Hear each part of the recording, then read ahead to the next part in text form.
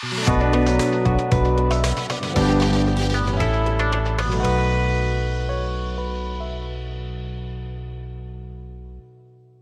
Coffee কিছু খাবে দিব? না এখন খাবো না। আচ্ছা ভালো কথা, তুমি বাবার রুমে গিয়েছিলে?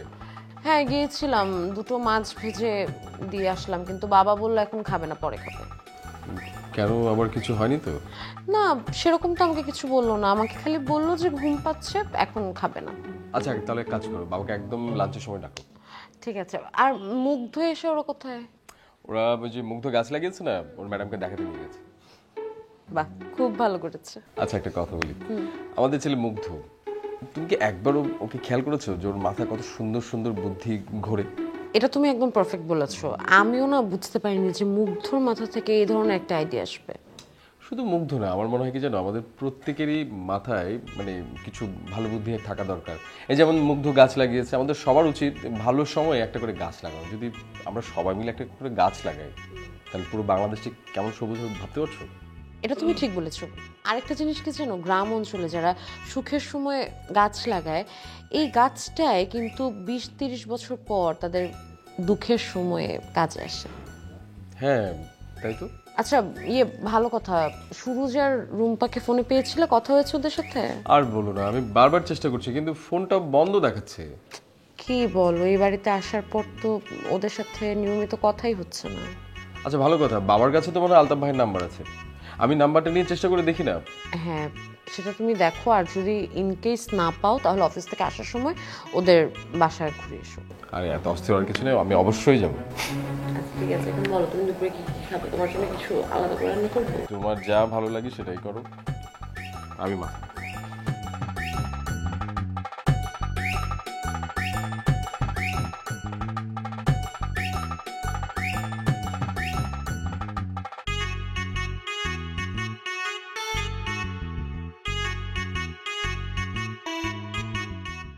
মিনিট আসছিস হয় না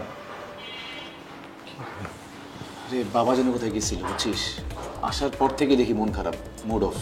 আমি তো বাবাকে কাঁদতে দেখলাম। কি মামা কাঁদতেছিল কেন? মিন্টু ভাই তুমি একটু যাও না, তুমি গিয়ে দেখো না বাবার কি হয়েছে। মামি কই? মামি আসছিল না, মামি রেজি গেলেই তো হয়। আরে মা তো ছিল, কিন্তু বাবা মাকে বলেছে যাতে আমাদেরকে কিছু না বলে। বুঝ কি অবস্থা, এভাবে হয়? আচ্ছা ঠিক আছে, তোরা বস, আমি গিয়ে দেখাইতেছি।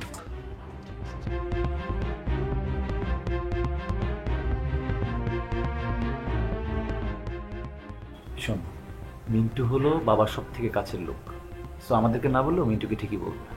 আচ্ছা কেন এরকম হচ্ছে আমি বুঝতে পারছি না, বাবা মা কেন এরকম করছে? তার কি বুঝতে পারছে না যে তাদের কষ্ট হলে আমাদের কষ্ট হয়? কি কি রে, তুই মুখে হাত দিয়েছিস কেন? মামা আমার চর মারতে নিছে। হ্যাঁ, চর মারতে নিয়েছিল মানে? হ, আমি গিয়ে জিগাইলাম মামা আপনার কি হইছে, আমারে কোন? এই কথার কারণেই তোমাকে চর মারতে চাইলো? না, আমি গিয়ে কইছি জাহিদার জুথি আপনি লিয়া খুব চিন্তা করতেছে। ঠিক তখনই বুঝতে কি পরিমাণ ক্ষেপে আছে আমাদের উপর। খুব কষ্ট পাইছে রে মামা, খুব কষ্ট পাইছে। মিন্টু ভাই তুমিও আমার মতো বাবার চোখ দেখলেই বুঝতে পারো। হ্যাঁ বুঝতে পারি, কারণ তারা আমি অনেক ভালোবাসি। ভালোবাসা মানুষের চোখ, ভালোবাসার মানুষ বুঝতে পারে। আচ্ছা মিন্টু, তাহলে এখন কি করবি? তগো যা উচিত তোরা যা।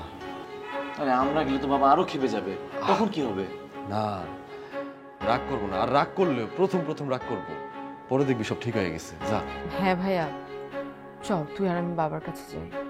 হন তোরা যা, ব্যাপারটা না আসলে খুব সিরিয়াস। ব্যাপারটা যদি সিরিয়াস না থাকতো মামা আমারে কইতো। বুঝতে পারছি, শুনলে হয়তো কষ্ট পাবে এই জন্য বলে নাই। তাহলে বুঝ, মামার ভালোবাসা বোঝা বড় দায়। আচ্ছা আমার না সাইডে কাজ আছে, তাড়াতাড়ি যাইতে হইব। তাড়াতাড়ি না গেলে মালিক আবার বকাবকি করবো। আমি আসি। যাও তাহলে, তুমি আবার এসো মিন্টু ভাই। হ আসমু, মামা একটু ঠিকঠাক হোক তারপর আসমু। আর হন, মামা যেন কোনো বিষয় নিয়ে চিন্তা না করে, এটা দিয়ে একটু খেয়াল রাখিস। সেটা তো রাখি, সাবধানে যাবো।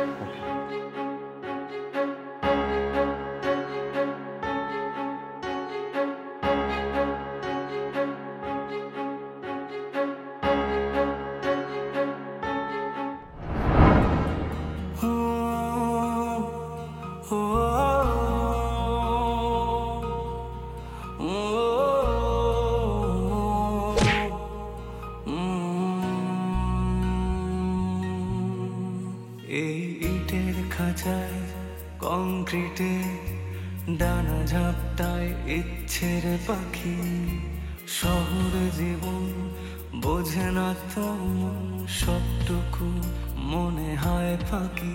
এখানে স্বপ্ন ভাঙার কান্না কেউ শুনেও যেন শোনে না, তাই বুকে ব্যথা কালশিটে চোখে শুধু জল ছবি আঁকি, সবটুকু মনে হয় ফাঁকি। বন্ধ মনের অন্ধকারে মোছে না তো কালো, সব কিছু মনে হয় জোনাকির আলো।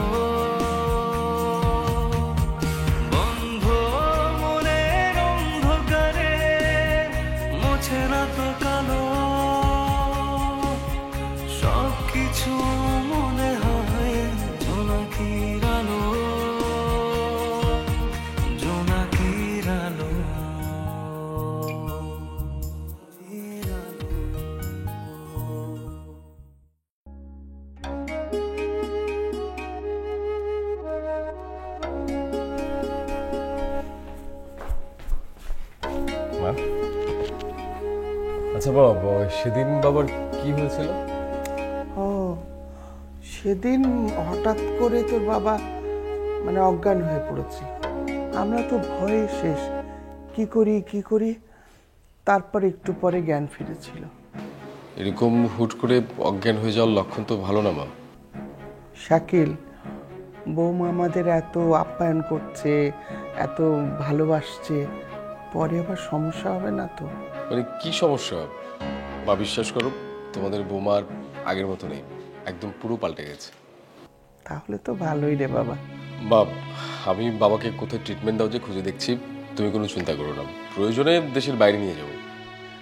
এখন আবার কিসের চিন্তা, এখন তো তোর কাছে আছি আমরা।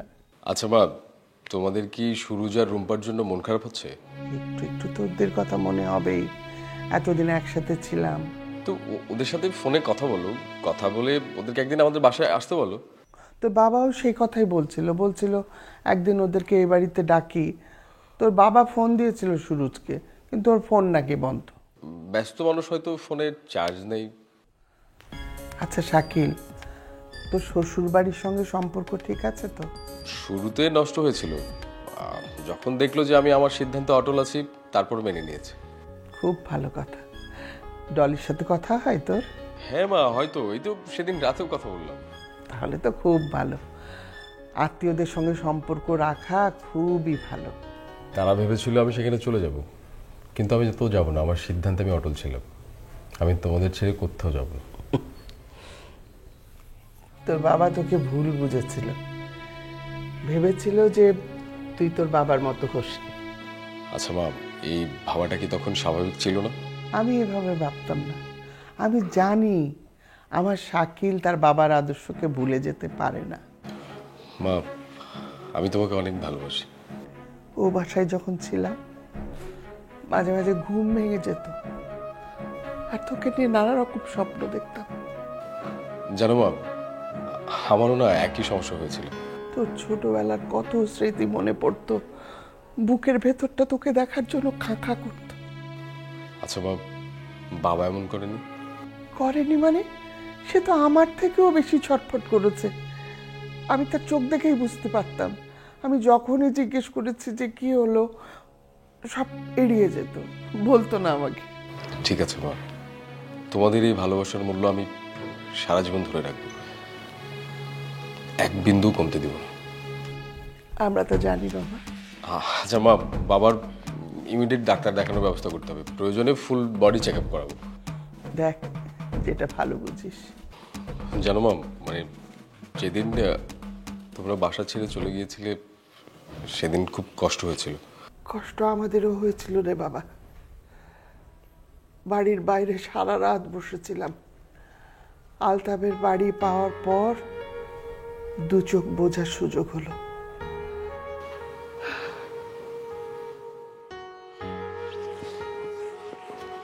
আম্মা, আমি এইভাবে চুপি চুপি প্রতিদিন তোমার পা ধরে ক্ষমা চাইবো, আর তুমি ক্ষমা করবে। আমাকে ক্ষমা করে দিও মা। বাবা বাবা মা বাবা একবারই ক্ষমা করে, বারবার ক্ষমা চাইতে হয় না, বারবার ক্ষমা চাইতে হয় না। আমি না তোমাকে অনেক ভালোবাসি মা। আচ্ছা মা, আমার না বাবাকে দেখতে খুব ইচ্ছে করছে। আমি একটু বাবার কাছে যাই।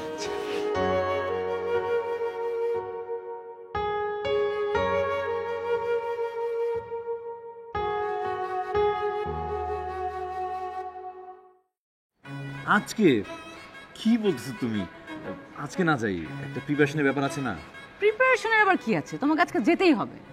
আরে অবশ্যই যাব, কিন্তু আজকে থাক, এমনিতে হাতের অবস্থাটা ভালো না। কই দেখি হাতে কি হয়েছে, কই সুন্দরীটা আছে, চল। জেরিন, এখানেও ফান করতে হবে? আসলে দেখো টাকা পয়সা একদম নাই, টাকা পয়সা ছাড়া কনফিডেন্সটা তো আসে না। আহা, স্যালারি না আসার আগে তো তুমি টাকা হাতে পাচ্ছ না, কিন্তু আমার ফুপ্পির সাথে আর আমার ভাইয়ের সাথে তোমার ইমিডিয়েট দেখা করতে হবে। আচ্ছা যাবো, কিন্তু ড্রেস আপের একটা ব্যাপার আছে না, মানে এই ড্রেসে না যাই। কেন, ড্রেস আপের কি সমস্যা? মানে তারপরেও মানে অফিসে ড্রেস পরে কি আর হবু শ্বশুর বাড়িতে যাওয়া যায়? শোনো, তুমি তোমার হবু ফুপু শাশুড়ির বাসা যাচ্ছ, যে হচ্ছে the most critical women of this earth. Most critical নাকি মোস্ট ক্রিমিনাল? বোথ, দুইটাই। তাহলে বাবা আমি নাই। না না, তোমাকে যেতেই হবে, কোনো অপশন নেই। আজকে বাসায় গেস্ট আছে। গেস্ট আছে? কে? আরে তোমাকে তো বলিই নাই, সুরুজ আর রুম্পা ভাইয়ের হাতে ধরা পড়েছে, এখন ওরা বাসাতেই আছে। হাই হাই, কি বলো? মানে কখন হলো এটা? মানে ওদের সাথে খারাপ কিছু হয় নাই তো? তোমার ভাই কিছু বলে নাই তো? আরে ভাইয়া শুধু এমনি ভয় দেখায়, ভাইয়া কিছু করে নেই, বাট আমার ভয় আসলে ফুপুকে নিয়ে। এই জন্য তো তোমাকে আমি নিতে চাচ্ছি, মানে এই সুযোগ। আচ্ছা ঠিক আছে, যাব। ওকে, তুমি অফিস থেকে ফেরার পথে আমাদের বাসা হয়ে তারপর যাবো। আচ্ছা, কিন্তু জেরিন, এই ড্রেস আপে না যাই। এত কথা বলো না তো, তোমাকে আমি যেতে বলছি না? আমি এত কিছু বুঝি না? তোমাকে এই ড্রেসে এভাবে যেতে হবে, ওকে? আচ্ছা ঠিক আছে, যাব। Thank you so much. আচ্ছা জাহিদ, তুমি না শিলার কথা বলছিলা? হ্যাঁ। ও কি তোমাকে এখন ডিস্টার্ব করে? না, ইনফ্যাক্ট একদমই ডিস্টার্ব করে না। ও তোমাকে ডিস্টার্ব করলে আমাকে জানাবা। তাই? তোমাকে জানালে কি হবে? শিলাকে সাহিস্তা করার অজুহাতে তোমাদের বাসায় যাব, গিয়ে তোমার মা আর বোনের সঙ্গে দেখা করে আসবো। Wow, what an idea! তুমি তো ভীষণ চালাক। জেরিন, আমার তো অফিসের টাইম হয়ে যাচ্ছে, আমি তাহলে এখন উঠি। শুনো, মিস করবা না, অবশ্যই আসতেছো কিন্তু। মিস করবো না, প্রমিস। ঠিক আছে, ভালো থেকো, সাবধানে যেও বাসা। হ্যাঁ, কোনো সমস্যা নেই। ওকে, বাই। বাই। গাড়িটা নিয়ে আসেন এখানে।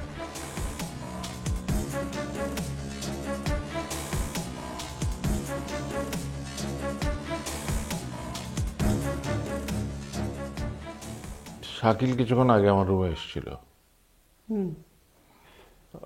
কোনো কথা বললো না, ওই একদম চুপচাপ আমার পায়ে স্পর্শ করে বসে থাকলো। তারপর কি করলো? আমি জিজ্ঞেস করলাম যে কিরে, কি হয়েছে, কিছু বলবি? কোনো কথা বললো না, শুধু ফ্যালফ্যাল করে আমার চোখের দিকে তাকিয়ে রইল, তারপরে একসময় চলে গেল।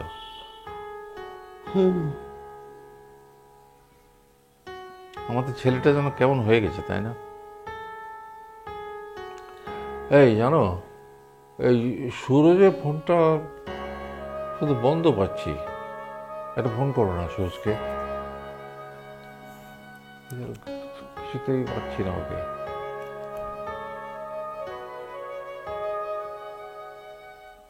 দুঃখিত, কাঙ্ক্ষিত নম্বরটিতে বন্ধ তো। বন্ধ, আমিও বন্ধ পাচ্ছি। আলতাপকে তো বন্ধ পাচ্ছি। ওদের কি হলো? আমি তো না, আমার শরীরটা ভালো লাগছে না। আমার কি হলো? জানি না কি হয়েছে, হ্যাঁ দেখতো ভালো লাগছে না। না, গা তো গরম না, কেমন লাগছে? বুকের ভেতরটা কেমন যেন ধড়ফড় করে সবসময়।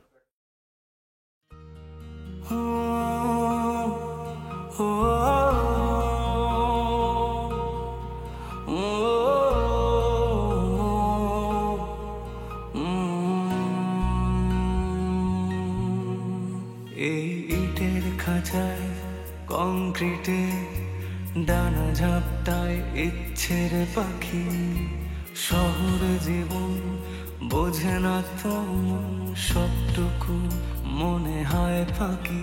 এখানে স্বপ্ন ভাঙার কান্না কেউ শুনেও যেন শোনে না, তাই বুকে ব্যথা কালশিটে চোখে শুধু জল ছবি আঁকি। সবটুকু মনে হয় ফাঁকি। বন্ধ মনের অন্ধকারে মোছে না তো কালো, সব কিছু মনে হয় জোনাকির আলো। বন্ধ মনের অন্ধকারে মোছে না তো কালো, সব কিছু মনে হয় জোনাকির আলো, জোনাকির আলো।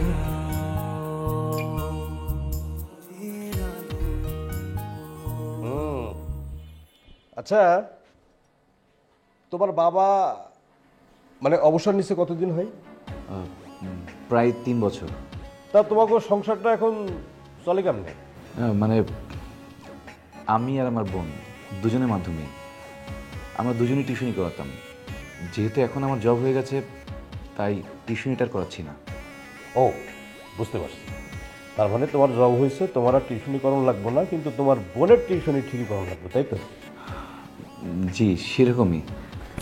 আচ্ছা আচ্ছা, এই জেরিনের লগে তোমার সম্পর্ক হয়েছে কতদিন আগে বলতে? সেটা তো ইউনিভার্সিটির প্রথম থেকেই, মানে ফার্স্ট ইয়ার থেকে। ভেরি গুড, খুব ভালো। আচ্ছা জাহিদ, তোমারে আমি একটা কথা জিজ্ঞেস করি। এই যে জেরিনের লগে তুমি যে প্রেমটা করলা, হ্যাঁ, জেরিনের মানে পারিবারিক অবস্থান কি, তাদের ঐতিহ্য কি, তাদের অবস্থানটা কি, এটা কি তুমি যাই না বুঝতে পারছো প্রেম করছো? হ্যাঁ, সরি আমি বুঝতে পারিনি। Can you please repeat? না না না, তেমন কিছু না, তেমন কিছু না, এমনি মজা করলাম আর কি, বুঝছো? এই যে আসসালামু আলাইকুম। জি আরে বসো বসো বসো, যাই বসো যাই বসো। কুম্বা, ছেলে কিন্তু খুব ভালো, বুঝছো? ভালো না হয়ে উপায় আছে? আমাদের জেরিনের পছন্দ হবে না? ভাইয়া, আমি আপনাদের দুজনকে একটা ব্যাপার ক্লিয়ার করতে চাই। দেখুন, আমার ফ্যামিলির অবস্থা কিন্তু খুব বেশি ভালো না, তবে আমি যেহেতু এখন জব পেয়েছি সামনে ইনশাল্লাহ ভালোই হবে। আরে তোমার ফ্যামিলির কথা কে জিজ্ঞেস করতেছে? আমাদের ফ্যামিলি তো দরকার নাই, আমাদের দরকার একটা হীরার টুকরা ছেলে। তোমার তুমি তো দেখতে বেশ ভালো, আমাদের মনও জয় করে ফেলেছো, কিন্তু তোমাদের পরিবারটা কি খুব বেশি টানাটানিতে চলে? মানে হ্যাঁ, কিছুটা টানাটানিতে তো। আরে কি বলে না বলে জাহিদ, এসব কি বলছো? না ফুপি, ওর ফ্যামিলি খুব ভালোভাবেই রান করছে, সব সচ্ছল। না না ভাইয়া, আসলে আমার ব্যাপারটা আপনাদের কাছে ক্লিয়ার থাকা উচিত। আমি সত্যিটাই বললাম। ওর সৎ সাহস দেখে, আসলে তোমার সৎ সাহস দেখে তোমাকে না আমার খুব বেশি ভালো লাগে। হ্যাঁ, কি ব্যাপার, সবাই এখানে? সরু জারিয়া কোথায়, রূপা কোথায়? আহা, এখন আবার ওদের কথা আসছে কেন? বাড়ি জাহিদ আসছে প্রথমবার বাসায়, রুম্পার সুরজ ভাইয়ের সাথে দেখা করবে না? আজকে কি ভালো লাগছে, মনে হচ্ছে আমার বাড়িতে একটা আনন্দ মেলা বসেছে। তোমারও তাই মনে হয়? এত সহজে আমরা মাইনা নিব? আচ্ছা জুলি, বাবার এরকম বৃদ্ধ হয় কেন? চিরতরুণ থাকতে পারে না? দেখো, তাহলে তো মানুষ অমর হয়ে যেত। আমরা গ্রামে যাবো মানে? গ্রামে গেলে তো মারামারি লেগে যাবো। সবটুকু মনে হয় ফাঁকি, বন্ধ মনের অন্ধকারে মোছে না তো কালো